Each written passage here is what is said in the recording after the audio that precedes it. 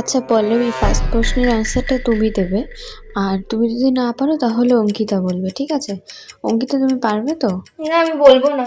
এ কি, কেন বলবে না? না, আমি কেন বলবো? আপনি তো ফার্স্টে আমাকে আস্ক করেননি। আপনি যখন জানেন যে আমি পারবো, তখন তো আপনি আমাকে আস্ক করেন, তাহলে আমি কেন বলবো ম্যাম?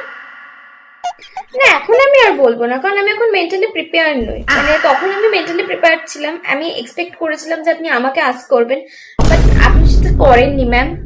অ্যাকচুয়ালি কি বলতো, আমি রূপেও লক্ষ্মী, গুণেও সরস্বতী।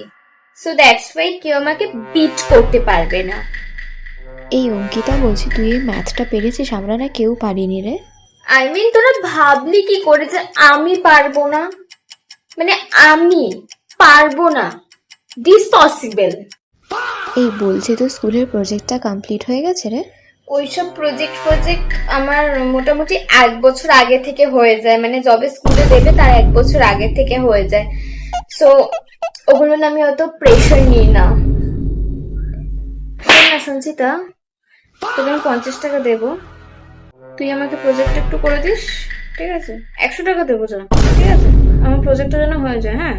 পরশুর মধ্যে একটু বাড়িতে পাঠিয়ে দিস, ঠিক আছে?